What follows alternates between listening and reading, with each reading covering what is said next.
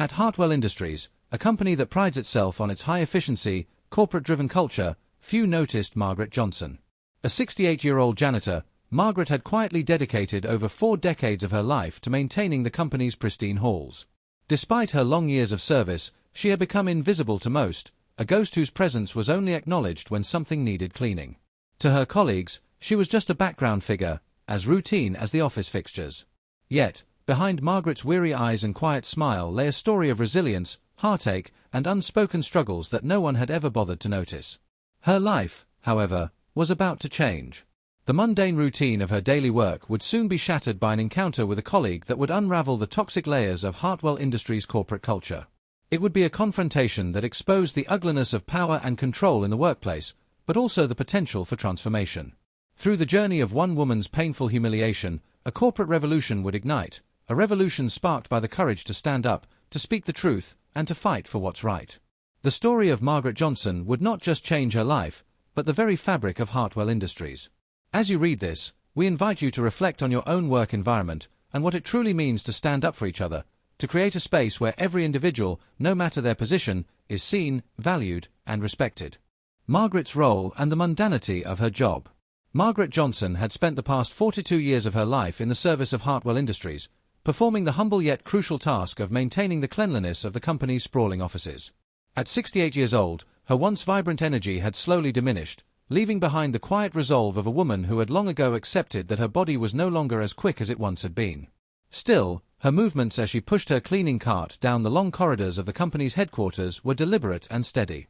Every few steps, she would pause to adjust the heavy cart, ensuring it glided across the polished floors with as little effort as possible. The years had taken a toll on her back, and her joints ached with every movement, but Margaret never complained. After all, she had been cleaning Hartwell's offices since before the company's rapid expansion, back when it felt more like a family than a corporation. Margaret was a woman of few words. Her job as a janitor was often thankless and invisible, and she had learned long ago that it was easier to keep to herself. Over the years, the corridors she walked had become familiar, comforting in their predictability. The routine was almost meditative in its repetition, emptying trash bins, scrubbing floors, wiping down surfaces. She knew the building's nooks and crannies better than anyone. She knew which office windows tended to fog up during the winter and which hallways always seemed to collect dust more quickly. Margaret had long ago become a fixture at Hartwell Industries, a background character in the company's bustling, fast-paced environment. To most employees, she was invisible, like the air they breathed, necessary but often overlooked. There was a quiet dignity in Margaret's work, though it was rarely acknowledged by her co-workers or the upper management. She had raised her children here in the city, sacrificing so much of herself to make sure they were well cared for. When her daughter tragically passed away 2 years prior, Margaret found herself shouldering an even heavier burden. Her daughter's 3 young children had been left without a mother, and Margaret became the only constant in their lives. Now, at an age when most people were considering retirement or enjoying their later years, Margaret felt the weight of responsibility bearing down on her. Retirement, though tempting at times, was not an option. Her grandchildren relied on her to provide, and though her body was tired, her spirit was undeterred. She had tried to retire once, but the thought of leaving her grandchildren in a world full of uncertainty, without the stability she had fought for, haunted her. With her daughter gone, Margaret was all they had left. Every ache and pain she endured was a constant reminder of why she couldn't leave. The toll that cleaning the expansive offices of Hartwell Industries had taken on her body was more than enough to justify a peaceful retirement. Yet, Margaret pushed forward. Each day, she quietly took her place among the halls and cubicles of Hartwell, doing what she did best, cleaning, maintaining, making the workplace a better environment for others, even if no one ever saw or acknowledged the effort she put into her work. To the employees of Hartwell, Margaret was simply a part of the scenery. She was the janitor, the woman who made sure the floors were spotless, the bathrooms were tidy, and the trash was taken out. She moved through the building like a shadow, rarely attracting attention unless something needed cleaning. In the eyes of the corporate world, her role was trivial. Yet, Margaret understood the importance of her job. She knew that no matter how small her contribution might seem to others, it played a crucial part in maintaining the company's operations. It was this quiet understanding that had kept her going for all these years. Her job, though often unappreciated, was an essential thread in the fabric that held the company together. Each morning, as she arrived at Hartwell Industries, Margaret would take a deep breath, adjust her worn-out uniform, and prepare herself for another day of unnoticed labor. She'd start at the back of the building, methodically working her way forward. She knew the layout by heart, the pattern of the carpet in the hallways, the places where the dust seemed to gather more quickly. Her eyes would linger on the expensive furniture and polished office desks, the pristine surfaces where executives sat in their corner offices making decisions that affected the lives of thousands, unaware of the woman who ensured their spaces were clean and presentable. Despite the lack of acknowledgement, there were moments when Margaret allowed herself to appreciate the little things. The rare employee who would smile and greet her, the young intern who always said thank you when she cleaned up after them, or even the warmth of the morning sun that streamed through the windows in the executive wing, casting long shadows on the floors. These small moments, though fleeting, reminded Margaret of her worth. They were the small sparks of recognition in a place where she often felt like little more than an invisible cog in a well-oiled machine. Yet, Margaret had always taken pride in her work, even when others didn't. She was never one to demand attention or praise, but deep down, she knew her contributions mattered. Her job was one of service and dedication, and she performed it with pride. She had learned that in life, not all rewards come in the form of recognition. For Margaret, the reward was the sense of accomplishment she felt when she completed a task to the best of her ability. Whether anyone noticed or not didn't change the fact that she had done her job well. At times, Margaret would stop and think about the early days of her career at Hartwell. Back then, the company had felt like a second home to her. The executives, while demanding, had treated her with respect. She remembered the days when management would make the effort to greet her and other support staff, acknowledging their role in the company's success. She remembered the camaraderie among the employees, the sense that they were all part of something larger than themselves. Back then, there had been a culture of respect, a culture that valued loyalty and hard work. An encounter with James Anderson and Richard Blackwell. As Margaret made her way toward the executive wing of Hartwell Industries that morning, her thoughts wandered to her grandchildren. The weight of responsibility had become more pronounced since her daughter's passing, and every step she took seemed to carry the weight of their future. At 68, Margaret had expected to be slowing down by now, but instead, she found herself pushing through each day, determined to make life as stable as possible for the 3 young children left in her care. Her joints ached with every step, but Margaret pressed on, as she always had, driven by a sense of duty that nothing could diminish. Yet on this particular morning, something was different. As Margaret wheeled her cart down the hallway, her tired eyes caught the warm smile of James Anderson, a young accountant who always seemed to take the time to acknowledge her presence. Unlike many of the other employees who passed by without a second glance, James made an effort to greet her. His smile, sincere and kind, was a rare comfort in a company where her existence seemed to go unnoticed by most. For a moment, Margaret felt a flicker of warmth that momentarily lifted the veil of exhaustion that hung over her. "Good morning, Mrs. Johnson," James said brightly as he approached, pausing to make eye contact. "How are you today?" Margaret's tired eyes met his, and a small, genuine smile tugged at the corners of her lips. "Good morning, Mr. Anderson," she replied warmly, though her voice carried the weariness of years spent working tirelessly without rest. "I'm doing as well as can be expected. How are your grandkids doing?" James asked, his tone laced with genuine curiosity. Margaret's heart softened at the mention of her grandchildren. They were the center of her world, and despite the challenges they faced, they brought her joy. "They're growing like weeds," Margaret said with a hint of pride, her smile growing a little wider. "Keeping me on my toes, that's for sure." James nodded, his eyes reflecting genuine interest. "I'm sure they appreciate everything you do for them. You're an inspiration, Mrs. Johnson." The word struck Margaret with surprising force. In a world where her contributions were largely ignored, to hear someone speak to her like this felt like a rare gift. For a brief moment, the weight of the years lifted, and Margaret felt something she hadn't in a long time, a sense of being seen. It was a fleeting moment, but it was enough to remind her that not all people viewed her as invisible. Before Margaret could respond, however, a harsh, commanding voice cut through the air like a blade. "Anderson, don't you have work to do instead of wasting time with the help?" The voice belonged to Richard Blackwell, the department manager, and its cutting tone immediately wiped away any warmth that had been building in Margaret's chest. Richard strode toward them, his polished shoes clicking sharply against the floor, his every movement exuding an air of authority and superiority. He was a man used to being in control, used to being the one who called the shots. His eyes quickly scanned Margaret, who had lowered her gaze in response to his presence, and then turned cold as they fixed on James. James straightened immediately, his demeanor shifting from warm to professional in an instant. He adjusted his glasses, a clear sign of the effort it took for him to maintain composure in Richard's presence. "Of course, Mr. Blackwell, James said, his voice more formal, the friendliness he had extended to Margaret evaporating under the weight of Richard's cold scrutiny. I was just heading to my desk. As James hurried away, Richard's attention turned fully toward Margaret. His gaze lingered on her for a moment longer than was comfortable, and she could feel the heat of his disdain burning into her skin. The smile that had briefly brightened her day vanished as Richard spoke again, his voice dripping with contempt. "You make sure you actually clean properly today," he said with a sneer. "I'm tired of seeing dust in the corners." Margaret, already used to Richard's cruel remarks, kept her eyes lowered. She could feel the sting of his words, each one a reminder of the divide between the people like her, the janitors, the unseen workers, and the corporate elite that Richard represented. Still, she held herself steady, forcing her voice to remain steady despite the hurt. "Yes, Mr. Blackwell," she whispered. "I'll do my best." Richard scoffed, clearly not satisfied with her answer, and walked away, his expensive shoes clicking authoritatively against the floor. Margaret was left standing in the hall, feeling small and insignificant, her heart sinking into her stomach. The brief moment of warmth she had shared with James felt distant now, as though it had never happened. As Margaret resumed her work, pushing her cart down the corridor, she reflected on how much things had changed over the years.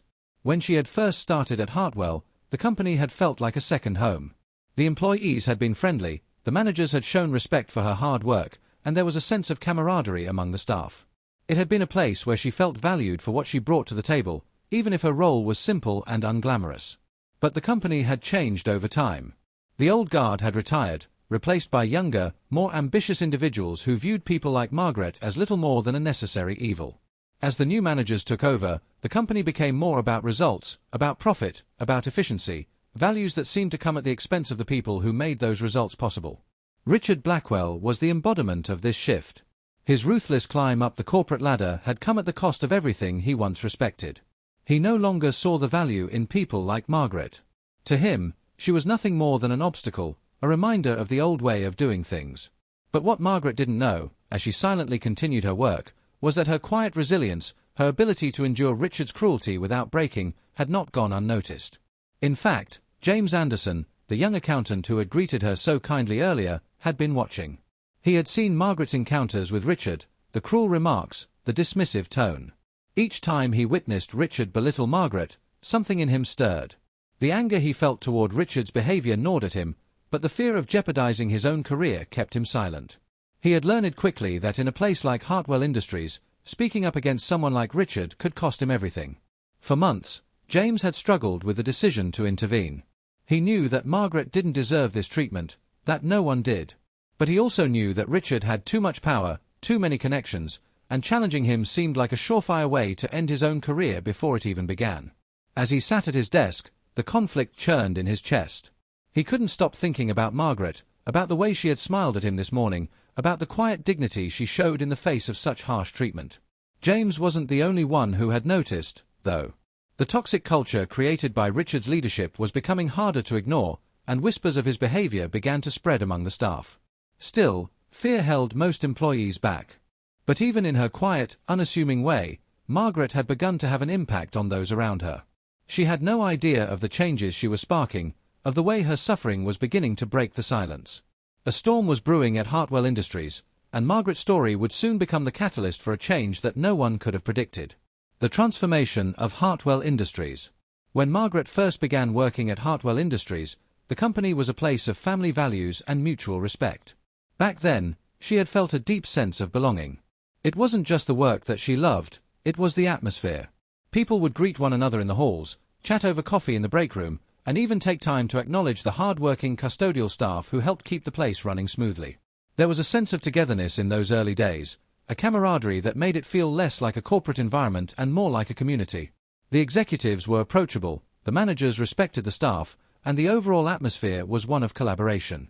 At the heart of this culture were people like Margaret. While the office workers typed away at their computers and the executives made strategic decisions in their glass-walled offices, Margaret went about her job with pride. She wasn't just another janitor, she was a vital part of the company's day-to-day operations. She had worked alongside the same people for years, and over time, they had become more like family than colleagues. They appreciated the work she did, and they understood that Margaret wasn't just someone who cleaned up messes, she was part of the heartbeat of the company. There was a respect for the labor that she put in, for the silent contributions that allowed the company to run smoothly. But as time passed and the old guard of employees began to retire, things began to change. The company's culture slowly shifted from one of respect and inclusivity to one of cold efficiency and relentless ambition. New executives brought with them fresh ideas, but unfortunately, many of these ideas came at the expense of the employees who had helped build the company. Hartwell's leadership had once valued loyalty and dedication, but as it grew, these qualities were pushed aside in favor of results and the bottom line. The rise of Richard Blackwell symbolized this transformation. Richard, with his sharp suits and ruthless demeanor, had climbed the corporate ladder quickly, leaving behind a trail of broken relationships and displaced employees. He represented the new face of Hartwell Industries, driven by profit, success, and power. In Richard's world, there was no room for sentimentality or loyalty. To him, people like Margaret, who had dedicated decades of their lives to the company, were a reminder of an outdated way of thinking, one that valued hard work and humility over results and bottom-line performance. Richard's attitude was indicative of the larger corporate culture that had begun to take root. The company had become obsessed with maximizing profits, driving efficiency, and cutting costs wherever possible.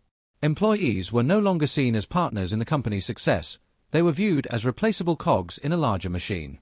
The once strong bonds that held the company together began to fray, and the culture of respect that had existed for so long was replaced by an atmosphere of competition, fear, and indifference. For Margaret, the shift in the company culture was a painful one to witness. The people she had worked with for years no longer shared the same camaraderie. The younger employees, who were eager to climb the corporate ladder, had little time for those like her, who had been with the company for decades. She found herself increasingly isolated, her presence in the hallways going unnoticed by the very people who once greeted her with a smile. The friendly faces had been replaced by cold, indifferent ones. The company no longer felt like home. In the early years, management had been open to suggestions, and even the executives would take the time to walk the floors and engage with employees. But now, with Richard at the helm, those moments of human connection had become rare. The executives were too busy with their lofty goals, focused solely on driving the company's success at any cost. To them, Margaret was just a means to an end, a necessary employee who did the dirty work so the rest of the office could focus on their tasks. Margaret had always prided herself on her work ethic. No matter how many times Richard or other executives belittled her, she kept her head down and pushed through. She knew her worth, even if others didn't see it. But as the corporate culture shifted, so did the way people treated her. Richard's disdain for her, his frequent insults and demeaning comments, were not just personal attacks. They were a reflection of the broader corporate attitude that was becoming pervasive throughout Hartwell Industries.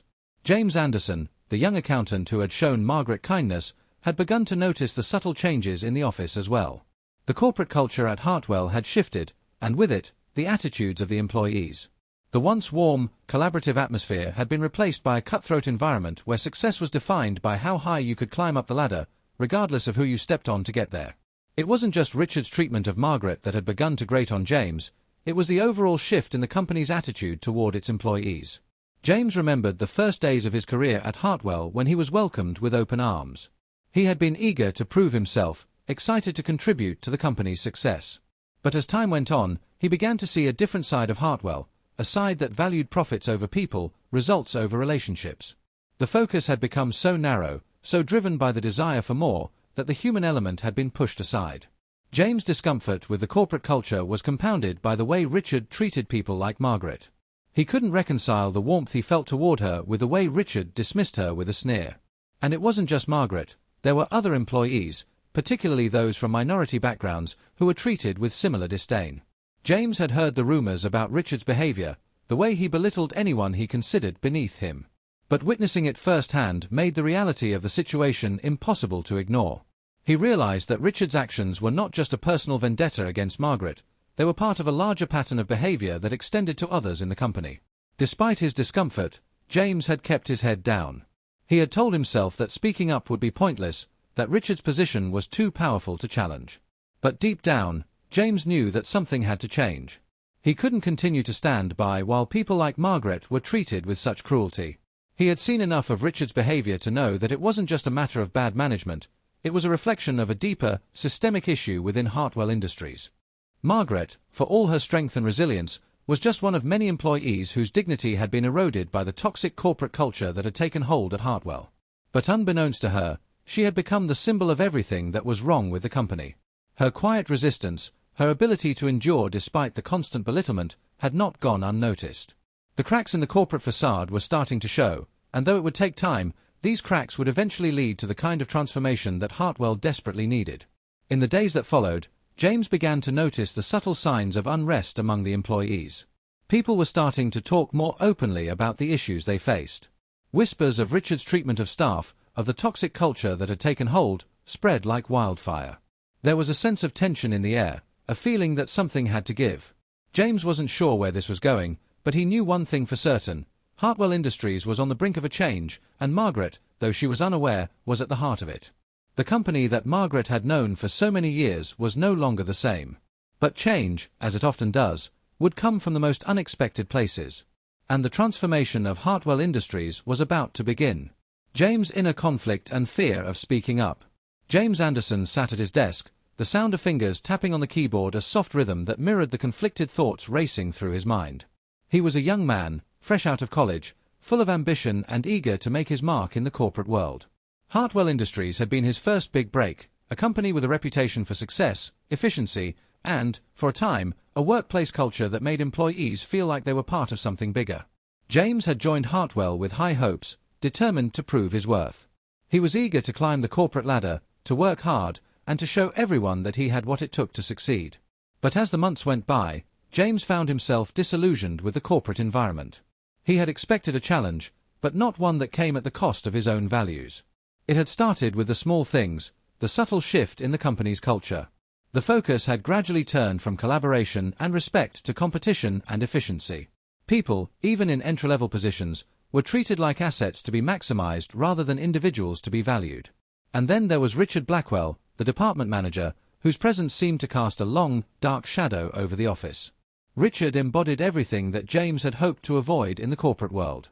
He was arrogant, dismissive, and ruthless, a man who cared little for the people beneath him and cared only about results. At first, James had tried to ignore the discomfort he felt. He had told himself that this was just the way things were in the corporate world, that he would have to learn to adapt if he wanted to succeed. He had always known that the road to success would be difficult, but he hadn't expected it to come with so many moral compromises. Richard's treatment of Margaret, the janitor, was what had begun to chip away at James' resolve. Each time he witnessed Richard belittle her, or worse, insult her openly, something in James stirred, a mixture of guilt, anger, and frustration. Margaret, after all, wasn't just the woman who cleaned the office. She was a person with a lifetime of dedication to the company, someone who had worked hard for over 4 decades, yet she was treated as invisible, as though her contributions didn't matter.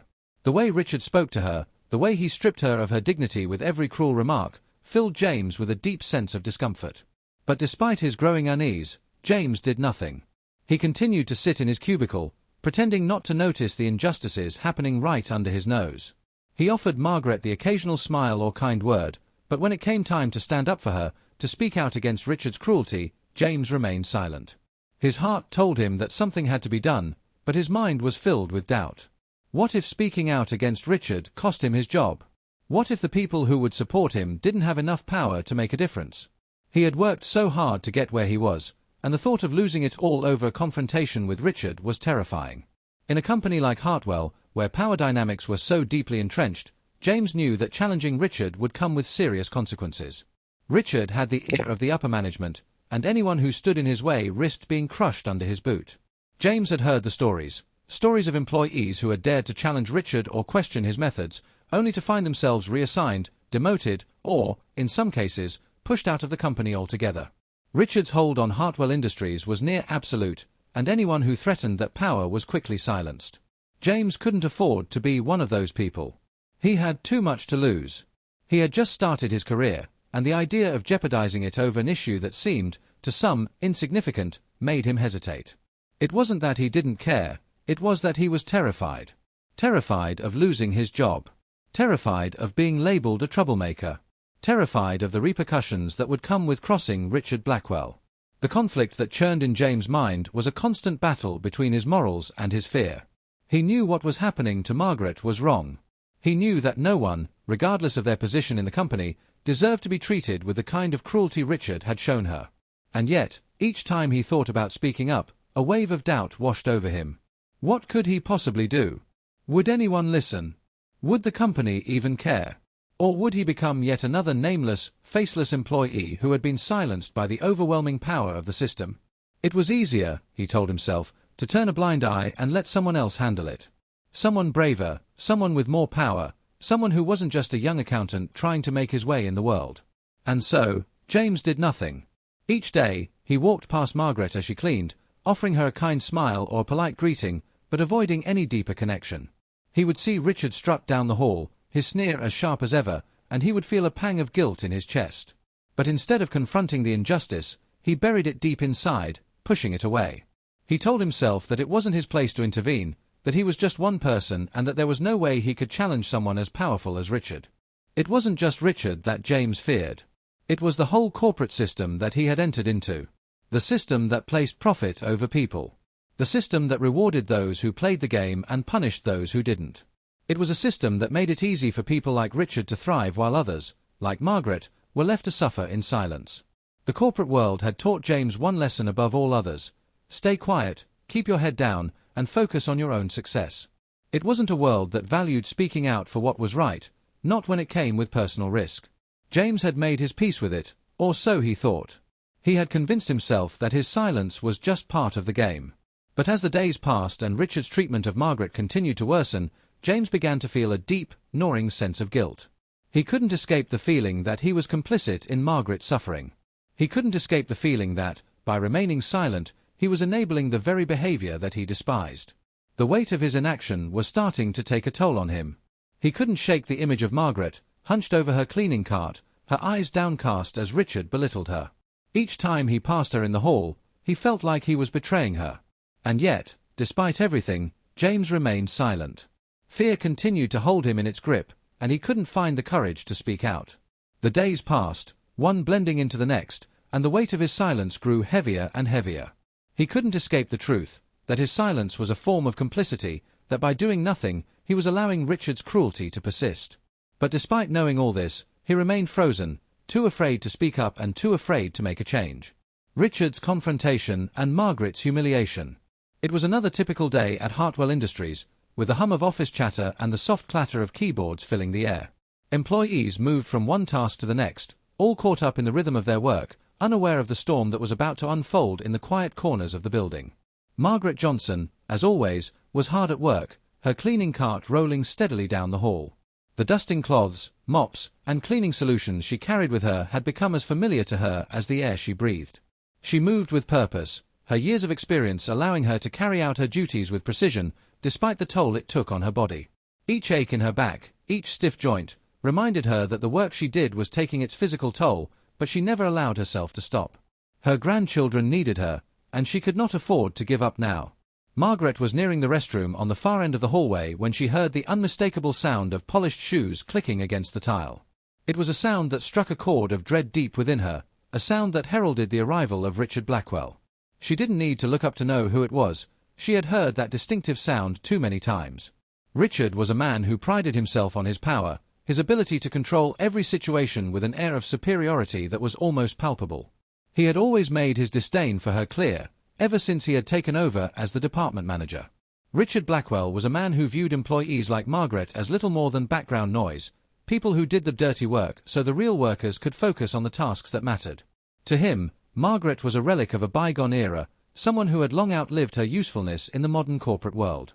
As he strode toward the restroom, Richard's eyes narrowed when he saw Margaret hunched over the floor, scrubbing away at a stubborn stain that had been left behind by one of the office's many spills. The sight of her hard at work, despite her age and physical limitations, only seemed to fuel Richard's sense of superiority. He had no patience for people like Margaret, people who had been in the company too long and who had no place in the fast-paced, results-driven world that he had worked so hard to build. As he approached, he allowed the air of disdain he had cultivated over the years to seep into his words. "Well, well, well," Richard sneered, his voice dripping with sarcasm. "If it isn't our resident fossil. Tell me, Johnson, do you actually clean anything, or do you just shuffle around pretending to work?" Margaret's heart sank at the sound of his voice. She had heard these words many times before, each one like a dagger aimed at her dignity. She kept her eyes focused on the mop in her hands, unwilling to meet his gaze. She knew that if she made eye contact, it would only make the situation worse. The sting of Richard's words was nothing new, but it didn't make them any easier to endure. "I'm doing my best, Mr. Blackwell," she replied softly, her voice barely above a whisper. Richard didn't stop there. He took a step closer, his expensive cologne mixing with the harsh scent of cleaning products, creating a nauseating combination that only added to the unease Margaret already felt. He stood over her, watching with a look of barely contained disgust. The sense of power he felt from being able to belittle someone in this way seemed to feed his ego. "Your best?" Richard mocked. "Is that what you call this pitiful excuse for work? I've seen cleaner gas station bathrooms than this." Each word Richard spoke was like a blow to Margaret's sense of self-worth. She had been with Hartwell for over 40 years, and in all that time, she had never been treated with such open contempt. The years of dedication, the early mornings, the late nights, the sacrifices she had made, all of it meant nothing to Richard. To him, she was just a nuisance, someone who didn't belong in the corporate world he was trying to shape. The old guard, with their work ethic and loyalty, had no place in Richard's vision for the future of Hartwell Industries. Margaret's hands trembled slightly as she gripped the mop tighter, trying to steady herself against the onslaught of Richard's verbal abuse. She had learned to tolerate the cruelty, to let it roll off her shoulders like water off a duck's back, but today, for some reason, the words stung deeper than usual. Perhaps it was because she had been trying so hard to hold on, to hold everything together for her grandchildren. Perhaps it was because, after so many years of being treated like this, she was beginning to feel the weight of it all. But no matter the reason, Margaret was struggling to keep her composure. Richard continued his tirade, his voice growing louder, more insistent. "You know, Johnson," he said, his tone dripping with venom, "I've been wondering for a while now, how does it feel to be so obsolete? I mean, let's face it. You're well past your expiration date. The only reason you're still here is because no one else wants to do this menial job." Margaret's breath caught in her throat as Richard's words hit their mark. Obsolete. Expiration date. Menial job. These were words that implied she was nothing more than an outdated piece of equipment, something to be replaced when it was no longer useful. The pain of hearing those words from someone she had once respected was almost unbearable. It wasn't just the personal insult, it was the reminder that, to Richard and others like him, people like Margaret were disposable. It was a stark reminder of how the corporate world viewed her, a woman who had spent her life dedicated to a company, only to be reduced to nothing more than a relic of the past. "I've been with the company for over 40 years, Mr. Blackwell," Margaret said, her voice trembling with the effort to maintain control. "I take pride in my work." Richard let out a loud laugh, a harsh, mocking sound that echoed through the restroom. "Pride," he repeated, his voice oozing with scorn. "In what? Pushing a mop around? Face it, Johnson. You're nothing but a relic, a bygone era that should have been phased out long ago. You're lucky we even keep you around. God knows why. It's not like you can keep up with the job anymore." As Richard's cruel words continued to pour out, Margaret felt her composure slipping. Her hands trembled, and her heart ached with every insult.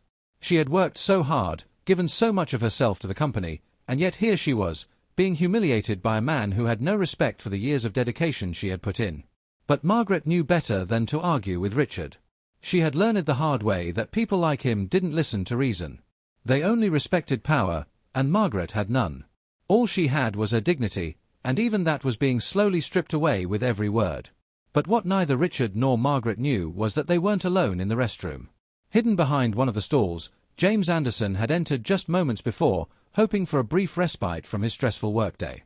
What he hadn't expected was to find himself a silent witness to Richard's bullying of Margaret.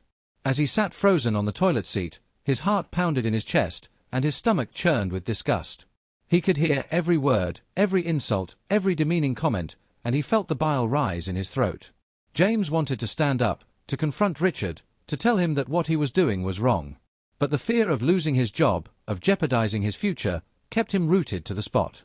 Through the gap in the stall door, James watched as Richard continued to invade Margaret's personal space, his eyes cold and unfeeling. Margaret's shoulders were shaking slightly, and James could see the faint tremor in her hands as she clutched the mop handle, trying desperately to maintain control. Richard's words cut deep, and it was clear that Margaret was struggling to hold back tears. In that moment, James felt the weight of his own silence. He had heard about Richard's behavior, had seen the way he treated other employees, but this was different. This was real.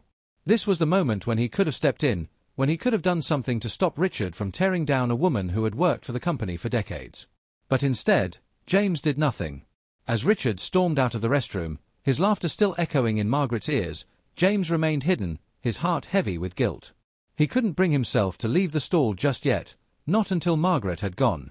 He could hear her soft, muffled sobs as she quietly collected her things, her composure crumbling as the door to the restroom clicked shut behind her. The sound of her tears haunted James, and as he finally emerged from the stall, he couldn't shake the image of Margaret's pain. The guilt gnawed at him, leaving him with a sickening feeling in his stomach. He had failed her. He had failed to speak up when it mattered the most. The fallout after Margaret's collapse. The day after the confrontation in the restroom, the atmosphere at Hartwell Industries seemed eerily normal. The hum of office chatter, the clicking of keyboards, and the rush of phone calls filled the air as employees went about their business. But for James Anderson, the events of the day before had left a lingering heaviness in the pit of his stomach. He couldn't shake the image of Margaret, her shoulders trembling as Richard's cruel words cut through her like a blade. He had witnessed firsthand how little respect Richard had for her, how easily he could tear down someone who had dedicated their life to the company. And yet, James had done nothing. He had remained silent, frozen by the fear of what speaking up might cost him. As the day wore on, James found it harder and harder to concentrate on his work. His mind kept returning to Margaret, the pain in her eyes, the way she had tried to hold herself together under Richard's assault. He could feel the weight of his inaction pressing down on him, a constant reminder of his failure. What kind of person had he become? How could he continue to sit quietly by while this was happening to her, knowing that he had the power to make a difference? The guilt gnawed at him, and it was becoming harder to ignore. Margaret, meanwhile, was nowhere to be seen. Her cleaning cart was absent from the hallway, and the usual rhythmic sound of her mop dragging across the floors was conspicuously absent. James couldn't help but feel a pang of worry. Was she okay? Had Richard's words driven her to the breaking point? He had known Margaret for a while now, and despite the hardships she had faced, she had always been a picture of quiet resilience. But something about the way Richard had spoken to her that day, the venom in his voice, made James fear for her well-being. He couldn't imagine the toll it must have taken on someone who had given so much of her life to the company only to be treated with such cruelty. It wasn't until mid-afternoon that the news of Margaret's collapse spread through the office. The first signs of concern came when James passed by a group of employees gathered near the elevators. Their hushed voices and worried expressions told him everything he needed to know. "Did you hear? Mrs. Johnson collapsed in the hallway," one of his colleagues whispered. "Someone said she passed out, and they had to call an ambulance." James froze, his heart pounding in his chest. The image of Margaret's frail body crumpling to the floor filled his mind, and a sense of dread washed over him. He had known Margaret was struggling, but this was different. He had heard about her health issues, the aches and pains that seemed to come with age, but he had never imagined it would come to this. He couldn't help but wonder if Richard's cruel words had pushed her to her limit, if the emotional toll of enduring constant humiliation had finally taken its toll on her body. James felt a surge of guilt flood through him. He should have spoken up. He should have done something to stop Richard before it got this far. As the news spread through the office, people began to gather in small clusters, exchanging whispers of concern and speculation. Some employees, who had witnessed Richard's behavior toward Margaret in the past, expressed their worry that it might have been a contributing factor to her collapse. Others, like James, felt a deep sense of helplessness, knowing that they had stood by and allowed it to happen. In the midst of all the chaos, Richard remained unfazed. As usual, he acted as though Margaret's collapse was nothing more than a minor inconvenience. His lack of concern was almost more disturbing than the event itself. James rushed to the area where Margaret had collapsed, his heart racing in his chest. He couldn't understand why Richard wasn't showing any concern. The man's callousness was beyond comprehension. As James approached, he saw Margaret being carefully loaded onto a stretcher by paramedics. Her face was pale, her eyes closed, and her frail body seemed to shrink beneath the weight of the situation. The sight of her so vulnerable, so fragile, only deepened the guilt that James had been carrying all day. He hadn't been there for her when it mattered. He had stayed silent, and now, Margaret was lying in the hospital, unable to defend herself against the injustice she had suffered. "Someone call an ambulance," James called out as he pushed through the crowd, his voice urgent with panic. "This is serious." The office had erupted into chaos, employees gathered around in a mix of concern and disbelief. Some were genuinely worried for Margaret's health, while others seemed more concerned about the disruption to their workday. James could hear Richard's voice cutting through the noise as he made his way toward the scene. "What's all this commotion about?" Richard demanded, pushing through the crowd. His expression, however, was not one of concern, but annoyance. When he saw Margaret lying on the floor, his face contorted into a look of disdain.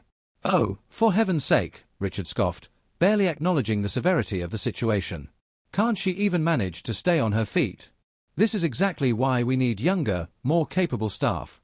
James stood in shock, his mouth agape at Richard's lack of empathy. It was as though Margaret's collapse had been nothing more than an inconvenience to him, something that had disrupted the flow of his perfectly controlled world. Richard's callousness made James's blood boil, but he remained silent, unable to muster the courage to confront him in front of everyone. Deep down, he knew that this was part of the problem, that Richard's unchecked behavior had created a toxic culture at Hartwell where employees were expendable and compassion had no place.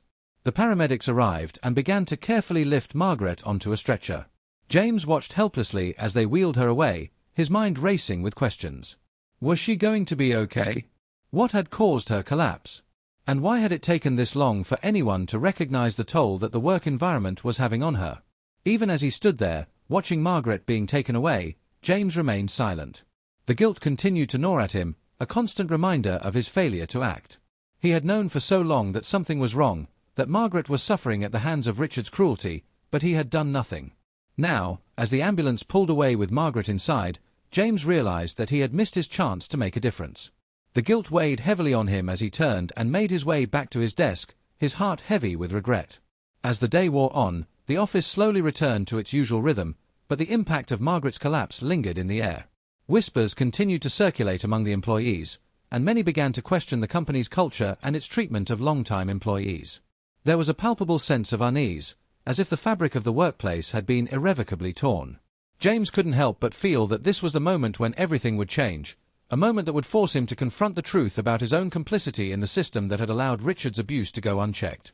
Despite the fear and uncertainty that surrounded him, James knew that something had to change. Margaret's collapse was a wake-up call, a sign that the toxic corporate culture at Hartwell could no longer be ignored. The question now was whether anyone would have the courage to stand up and do something about it. The arrival of a new CEO and the potential for change. The news of Margaret's collapse reverberated through Hartwell Industries, but in the days that followed, the company seemed to settle back into its usual rhythm. Yet, a sense of unease lingered in the air. Whispers circulated among employees, some offering sympathy for Margaret's situation, while others began to question the broader culture of the company. Many were beginning to wonder whether the toxic work environment, epitomized by Richard Blackwell's cruelty, had finally gone too far. For the first time in a long time, people began to talk openly about the issues they had long kept silent about. Margaret's collapse had become a turning point, and though it was an uncomfortable moment for many, it was also the spark that ignited the potential for real change. In the midst of this uncertainty, a new piece of news broke. Hartwell Industries had hired a new CEO. The announcement sent ripples through the office as employees buzzed with a mixture of excitement and apprehension. The idea of a new leader, someone with the power to make sweeping changes, brought hope to some, while others remained skeptical. Could this new CEO be the one to address the problems that had plagued the company for so long? Or would they simply reinforce the existing corporate culture that had allowed Richard's behavior to flourish unchecked? The new CEO, Michael Harrison, was described as a leader with a reputation for bold decisions and a strong commitment to fostering a positive work environment. He was reportedly well-versed in creating workplaces that valued inclusivity and fairness, qualities that seemed sorely lacking at Hartwell. The thought of someone with a fresh perspective, someone who might challenge the status quo, was enough to generate a spark of hope in many employees, even those who had long since stopped believing that change was possible. James Anderson, still grappling with the guilt of his inaction toward Margaret, found himself cautiously optimistic about the arrival of the new CEO. The idea that someone with a different vision for the company might take charge was both terrifying and thrilling. James had always been a man of action. He had joined Hartwell with the desire to make a difference, to prove himself as someone capable of driving change. But in recent months, his quiet resignation had been a stark contrast to the idealism he once carried. The arrival of a new CEO could be the catalyst for change, but it could also bring a host of new challenges that James wasn't sure he was prepared for. As the days passed, anticipation began to build. Employees were eager to see what kind of leader Michael Harrison would prove to be. Would he live up to the hype? Would he be the one to take action on the issues that had been simmering beneath the surface for so long? James, for his part, couldn't shake the feeling that this was a pivotal moment in the company's history. Margaret's collapse had highlighted the deep problems within the culture, and the arrival of a new CEO presented an opportunity for the company to confront these issues head-on. The first few days following the announcement were filled with speculation. The office was abuzz with rumors about Michael Harrison, what kind of leader he would be, how he would handle the power dynamics that had existed for so long, and whether he would be able to take on the entrenched systems that had allowed toxic behavior like Richard Blackwell's to thrive. Some employees were hopeful, but others remained skeptical. They had seen leadership changes before, only to watch as the status quo was maintained. As the days turned into weeks, the office began to feel like a pressure cooker. The tension between hope and skepticism was palpable. It was clear that something needed to change, but the question remained, would Michael Harrison be the one to make it happen? The day of Harrison's arrival finally came. Employees were abuzz with excitement as they gathered in the lobby, whispering to one another about what they expected from the new CEO. James, standing near the back of the crowd, felt a mix of anticipation and nervousness. This was a moment that could define the future of Hartwell Industries, and James found himself wondering if he was ready to step up and be part of that change. When Michael Harrison finally appeared, he cut an unassuming figure, dressed in a simple suit, his demeanor calm and approachable. He walked confidently into the lobby, his presence commanding attention without the need for bravado. As he addressed the crowd of employees, James could sense a difference in him. This was no ordinary CEO. Harrison wasn't here to play the corporate game, he was here to make real change, to address the issues that had long been ignored. "I'm Michael Harrison," he began, his voice strong and steady. "I've been with companies of all sizes, and I've learned one important lesson. A company's success isn't just measured by its profits.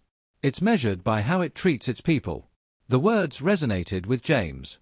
They echoed the values he had once believed in when he first joined Hartwell, the belief that work was about more than just the bottom line. It was about people.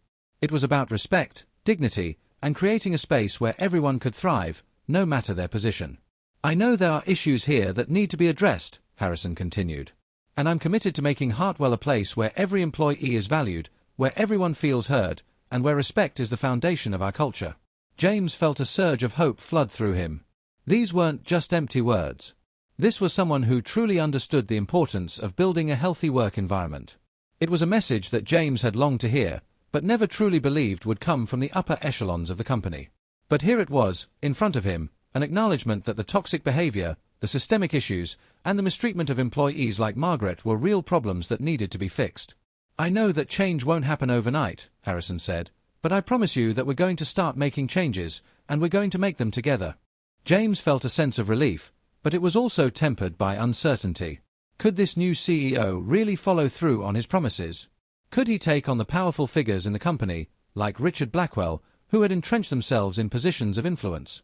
And more importantly, would James find the courage to be a part of that change, to help make it happen? As Harrison wrapped up his brief address, James couldn't help but feel a renewed sense of purpose.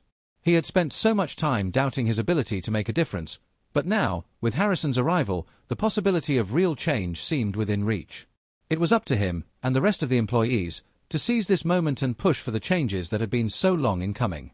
Little did James know, the arrival of Michael Harrison would be the catalyst for a series of events that would force him to confront the truth about his role in the company's culture, and ultimately, his own capacity for courage.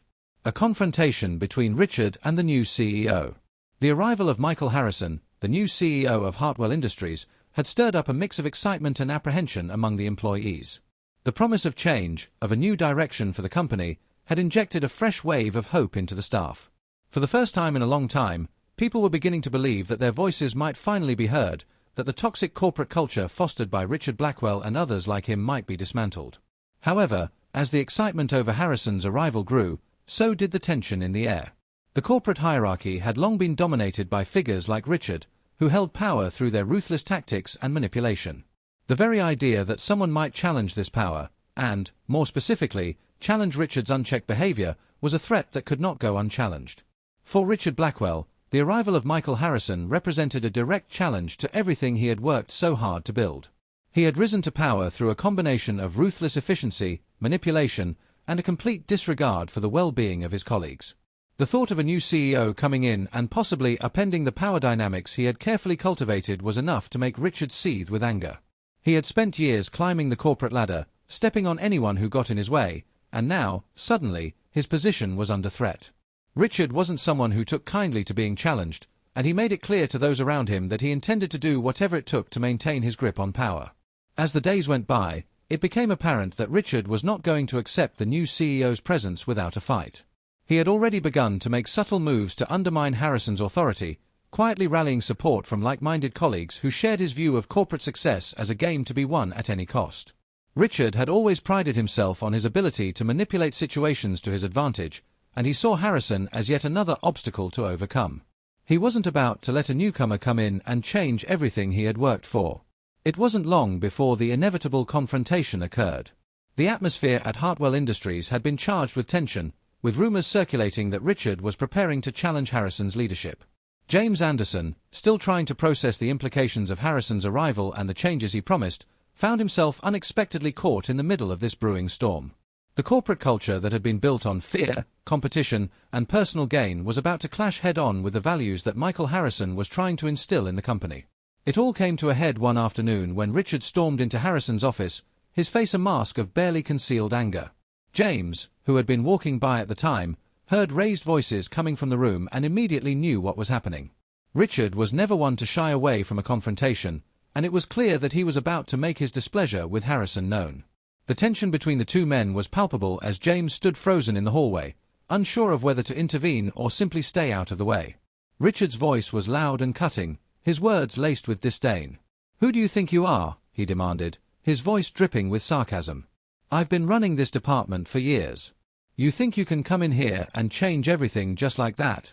You have no idea how things really work around here. This is my department, and I won't have some outsider coming in and tearing it apart."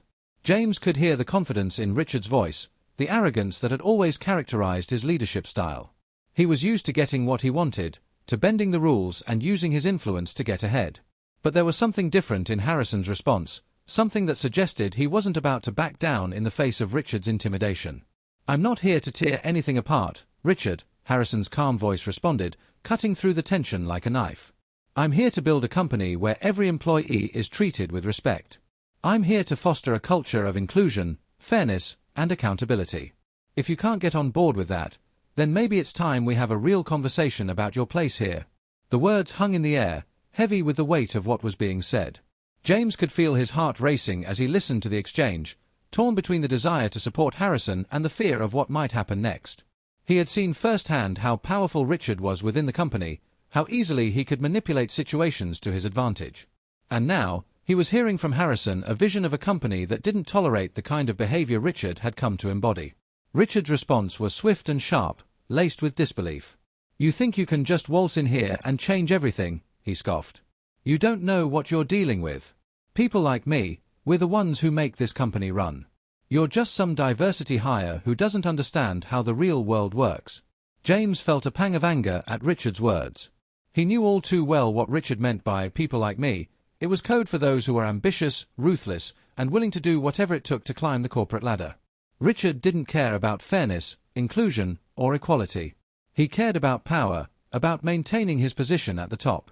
But Harrison wasn't backing down. "I understand more than you think, Richard," Harrison replied, his voice steady but firm. "And if you can't adapt to the changes we're making here, then you'll be the one who's left behind.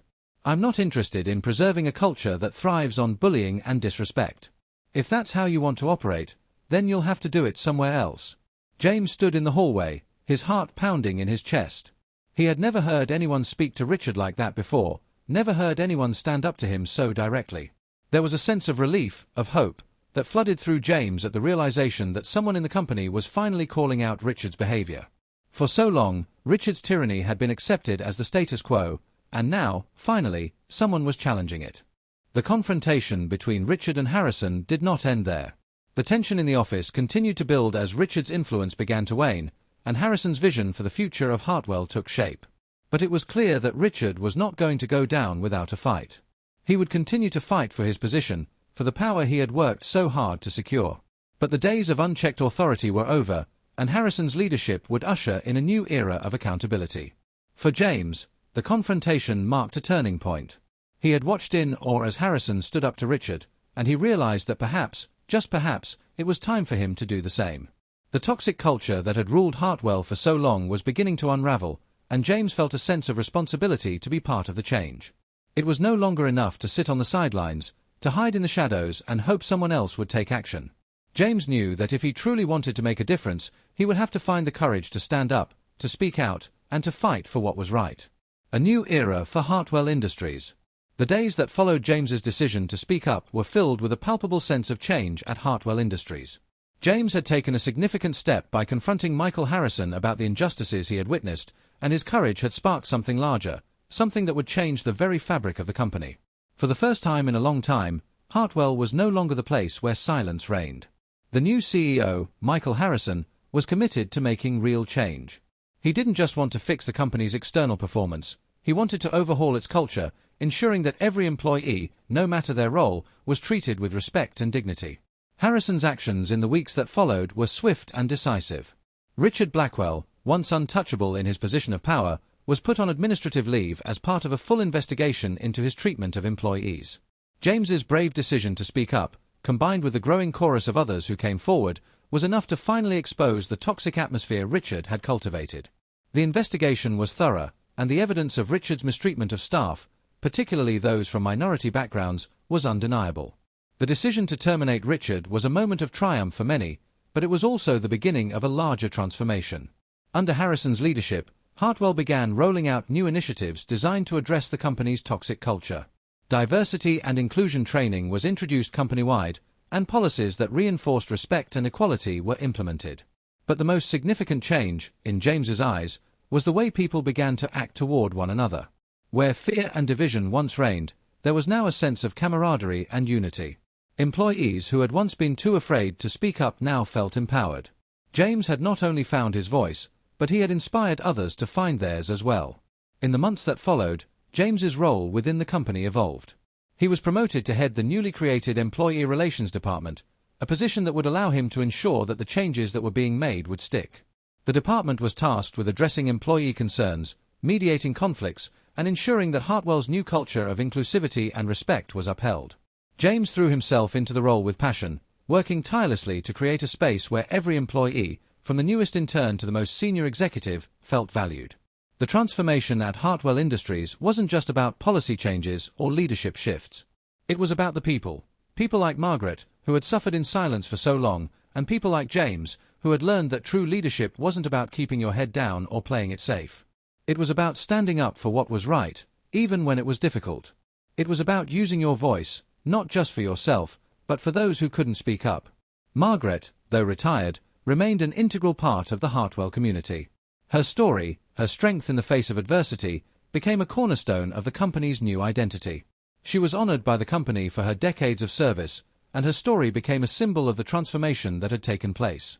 As part of the company's mentorship program, she returned to guide younger employees, helping them navigate the corporate world with the wisdom that only years of experience could provide. One afternoon, as James sat in his office, he received an unexpected visitor. It was Margaret. She looked healthier than she had in years, and the weight that had once burdened her seemed to have lifted. Her eyes twinkled as she entered, and she greeted James with a warm smile. "You've done good, James," she said, her voice thick with emotion. "I've been hearing about the changes you've made around here, and I'm proud of you." James, taken aback by her words, could only nod. He had been so focused on the work that he hadn't stopped to think about how far the company had come.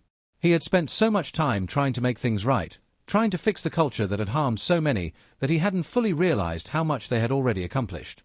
"We've all done it together," James replied, his voice filled with gratitude. "But I couldn't have done it without you, Margaret. You've been the one who kept going when it was hardest. You've shown us all what true strength looks like." Margaret smiled, a knowing glint in her eyes. "I didn't do it alone, James.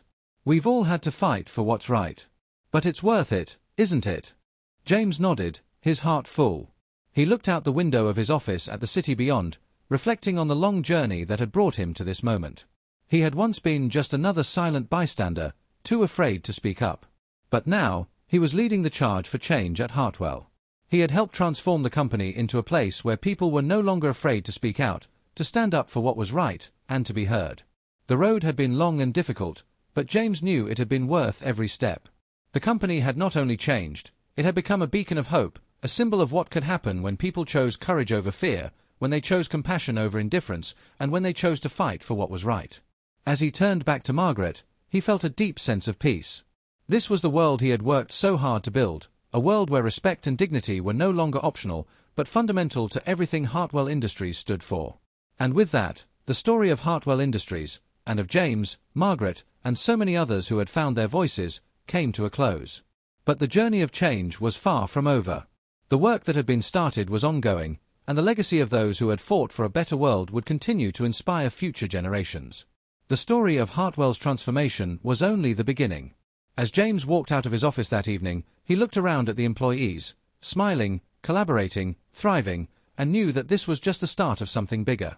The changes they had made at Hartwell would ripple out to the world, proving that even in the most entrenched systems, change was always possible. One day at a time. One person at a time. And in the end, that was what true leadership was all about.